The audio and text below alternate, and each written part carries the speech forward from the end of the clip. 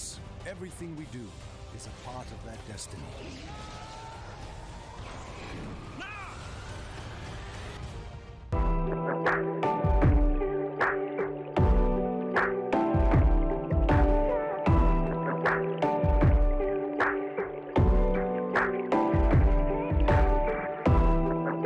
Welcome back, everybody, to AR Movie Memos, and this is part 2 of my Lanterns review series, where I am revisiting past Green Lantern films leading up to the upcoming DC series Lanterns, arriving on HBO Max and on HBO later this summer.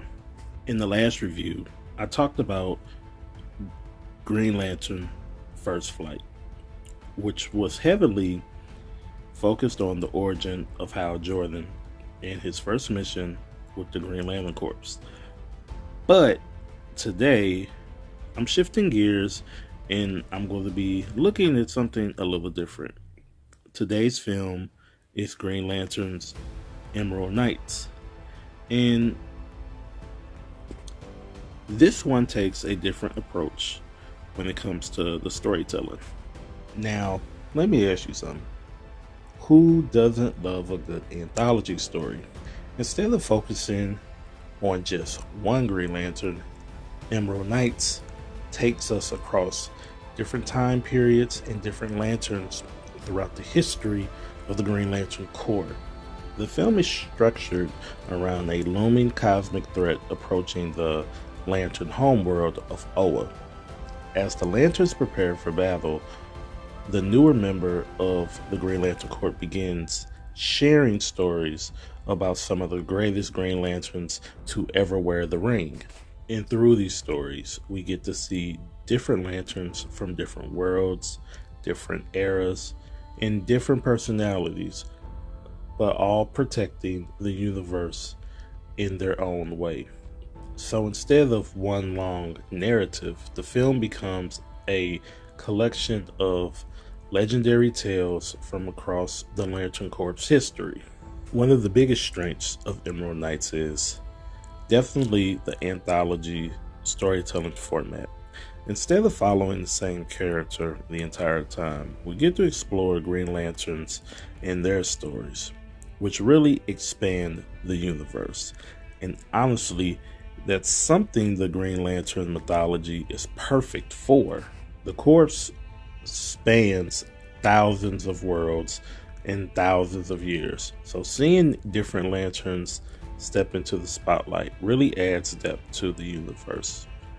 Another thing I like is how the film lets Hal Jordan take a step back a bit. In most Green Lantern stories, Hal is always front and center, but here he is one of the teachers and also a listener and a student. He's learning about the history of the Corps and the legends that came before him, while he's also telling them as well. We also get to see Celestro in a way we normally don't get a chance to see him. In many interpretations, Celestro is already the villain we know, but in this film, we see him before the fall. He's still respected, still a hero of the Green Lantern Corps, and it adds an interesting layer to the character knowing where the story eventually goes with him. Another thing worth mentioning is the animation. The animation style builds on what we saw in First Flight, but here it feels more polished. You can see the blend of hand-drawn animation and computer animation, especially during the action sequences and the cosmic environments. The different stories also gives the animators a chance to experiment with tone and visuals a bit more, which keeps the movie feeling fresh throughout its runtime. Now, when it comes to the cons, I feel like honestly, this is one of those rare animated features where I really don't have any or many complaints. The film does a good job balancing its different stories. Each segment feels distinct, but they all still connect to a larger mythology of the Green Lantern Corps. The pacing works, the action works, and the storytelling never feels rushed. For an anthology-style superhero movie, it's not always easy to pull off, but Emerald Knights managed to keep everything balanced. Overall, Green Lantern Emerald Knights is really enjoyable and a great addition to the Green Lantern animated catalog. Instead of telling one big story, it celebrates the history and the legacy of all the Lanterns. We get to see different heroes from different parts of the universe and from different paths. We get to explore the mythology of the Corps itself, and we get a reminder that the Green Lantern story isn't just about one hero.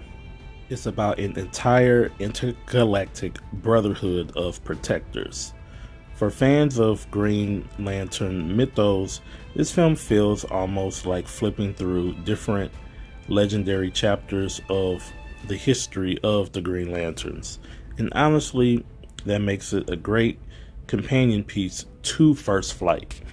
And for my final score, for me, Emerald Knights gets a solid 8 out of 10.